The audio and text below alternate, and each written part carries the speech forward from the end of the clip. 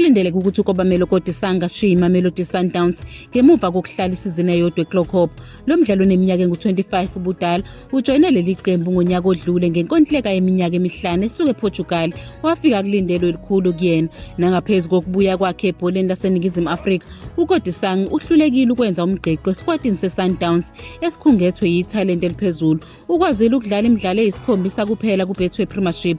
Ukubandakanyeka kwakhe okulinganiselwe enkundleni kwabanzima kakhulu esehlaselwa izinselelo zangaphandle kwenkundla. Abangaphakathi bathi kuthinte ukuhlanganiswa nokusebenza kwakhe ngaphansi komqeqeshi oyinhloko uMiguel Cardoso. Imibiko isikhomba ukuthi lo mdlalo osemusha waseNingizimu Afrika angasabuyela ePortugal lapha edlala khona phambilini. Ukukhishwa kwakhe eqenjini eliye kwiFIFA Club World Cup kwahunyushwa kabanzi njengesibonakaliso esicace bha sendima yakhe enciphayo eqenjini. Inhlanganisela yesikhathi esincane somdlalo nokunganakwa emqhudelwaneni ebalekile kubukeka sengathi kuphawule ukuphela kwesahluko esingesihle sikaKodisanga kompetha ababusayo beBetway Premiership.